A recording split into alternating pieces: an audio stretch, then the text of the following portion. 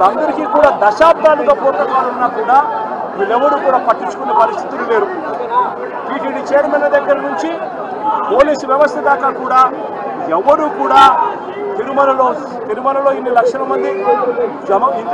మంది వస్తా ఉన్న నేపథ్యంలో వాళ్ళకి ఏ రకమైన సెక్యూరిటీ కల్పించాలి, వారికి ఏ రకమైన వసతులు కల్పించాలి అన్న ఆలోచన ఎవరికీ లేదు.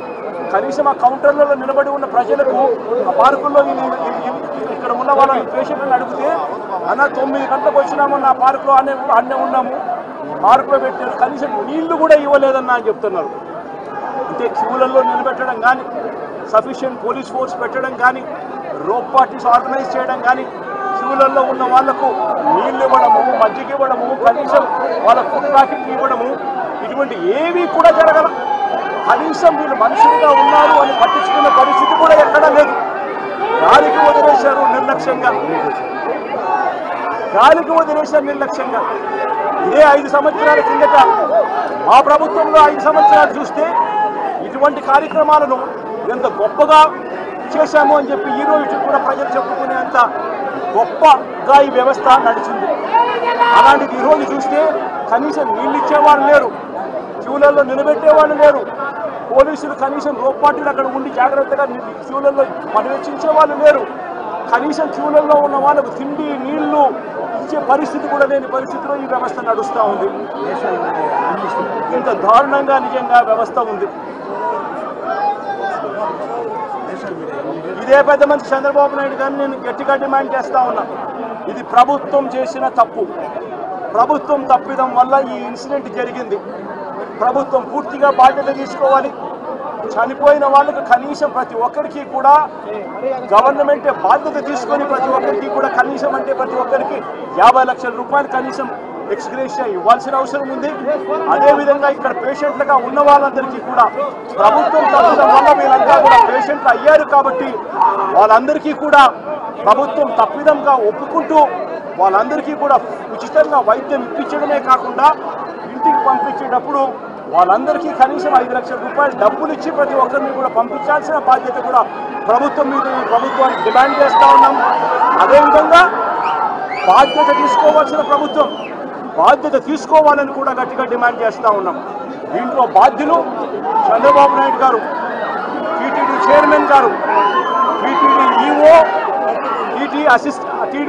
TTD additional EO. ఎందుకంటే వీళ్ళే ఎంతమందిని ప్రవేశింపజేయాలి అని చెప్పి వీళ్ళు ఆదేశాలు ఇస్తారు కాబట్టి వీళ్ళు కూడా బాధ్యులు.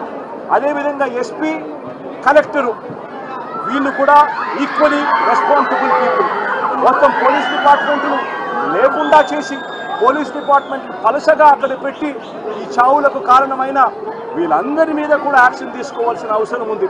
Endowment minister, home minister, chief minister, TTD chairman, EO, additional EO, SP, collector అందరూ కూడా దీంట్లో బాధ్యత తీసుకోవాల్సిన అవసరం ఎంతైనా ఉంది.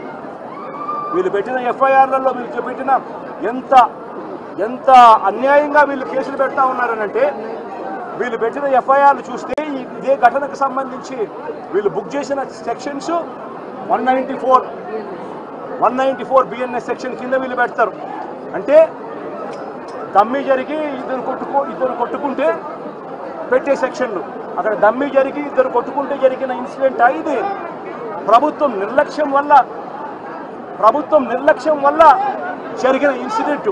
అంటే దానికి 105 బిఎన్ఎస్ పెట్టాల్సింది పోయి కావాలని కేసును నీరు గార్చేందుకు ఒక చిన్న కేసు కింద దీన్ని తీసి పక్కన పడేసేందుకు వీళ్ళు ఇంత దారుణంగా ఎఫ్ఐఆర్ బుక్ చేస్తూ ఉన్నారనంటే వీళ్ళకి కనీసం మానవత్వం లేదు, కనీసం చిత్తశుద్ధి లేదు, వీళ్ళు ఏదైనా బాగా చేయాలి అన్న ఆలోచన అంతకన్నా కూడా లేదు. తిరుపతి దేవస్థానానికి సంబంధించిన పరువును, ప్రతిష్టను పెంచే పరిస్థితి నుంచి దిగజార్చే పరిస్థితి ఎప్పుడు వచ్చింది అంటే అది చంద్రబాబు నాయుడు గారు ముఖ్యమంత్రి అయిన తర్వాతనే మొట్టమొదటిసారిగా ఈ అడుగులు పడతా ఉన్నాయి, జరుగుతూ ఉన్నాయి. అది తప్పుడు వ్యాఖ్యలు చేస్తూ టీటీడీ లడ్డు విషయంలో లేని అబద్ధాన్ని సృష్టించి అబద్ధానికి రెక్కలు కట్టించి తిరుమల వెంకటేశ్వర స్వామి లడ్డూ ప్రసాదాన్ని సైతం అప్రతిష్ట పాలు చేసిన చరిత్ర కలిగిన ఈ చంద్రబాబు ఈరోజు మళ్ళీ తిరుమల తిరుపతి దేవస్థానంలో ఒక బ్లాక్ మార్క్గా నిలిచిపోయే ఇంకొక ఘటనకు కూడా ఇదే పెద్ద మనిషి మళ్ళీ ఈరోజు తాను చేసిన చర్యల వల్ల ఈరోజు మళ్ళీ అదే జరిగింది. ఇంతవరకు ఇన్ని సంవత్సరాలుగా ఇన్ని దశాబ్దాలుగా తిరుపతికి ఒక ప్రత్యేకత ఉన్నది. ఇక్కడికి వచ్చిన క్రౌడ్ మేనేజ్మెంట్లో క్రౌడ్ను మేనేజ్ చేసే విశిష్టత తిరుమల తిరుపతి దేవస్థానానికి ఉన్నట్టుగా ఎక్కడా ఎవరికి లేదు అన్న ఖ్యాతి పేరు ఉన్న దాని నుంచి ఏకంగా తిరుమల తిరుపతి దేవస్థానంలోకి అడుగు పెట్టాలి అని అంటే చంద్రబాబు నాయుడు గారి లాంటి పాలకులు ఉన్నప్పుడు ఎటువంటి దారుణమైన పరిస్థితులు ఉంటాయి అని చెప్పి చంద్రబాబు నాయుడు గారు చేసి చూపించాడు ఈరోజు. సార్ మీరు ఏదైతే బాధ్యత సార్ అంటున్నారో ఇప్పుడు ఈవో కావచ్చు, అడిషనల్ ఈవో కావచ్చు, చైర్మన్ కావచ్చు, వీళ్ళు ఎవరిపైన కూడా చర్యలు చేపట్టట్లేదు. కేవలం ఎస్పీని మాత్రమే ట్రాన్స్ఫర్ చేస్తూ ఆదేశాలు జారీ చేస్తారు. National media English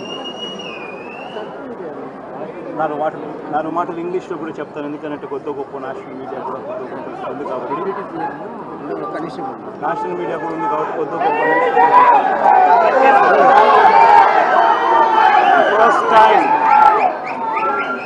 first time in the history of Tirumala Tirupati Devasthanam such an incident took place. Never in the history of Tirumala Tirupati Devasthanam we have witnessed a stampede which led to people dying.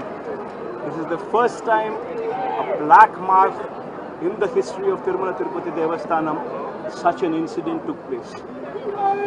One should seriously ask why such incident has taken place, what kind of lapses have taken place, and who is responsible for such lapses, and what is the action that has been taken against these people.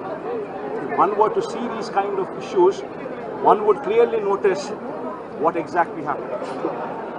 Vaikunta Ekadashi is such an auspicious event which occurs every year, and every year on this particular auspicious occasion it is evident to everybody that lakhs of people visit Tirumala Tirupati Devasthanam, because on that particular day the Vaikunta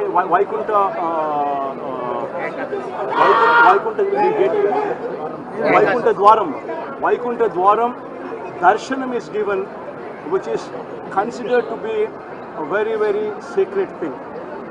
And on that particular day, lakhs of people attend Tirumala Tirupati Devasthanam.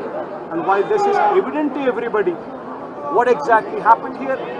Why was sufficient security force not provided? Why is it that these people who were supposed to be in the queues were not in the queues? Why were these people, all of them, grouped together in a few locations, and then they were let in to go and join the queue in one single go?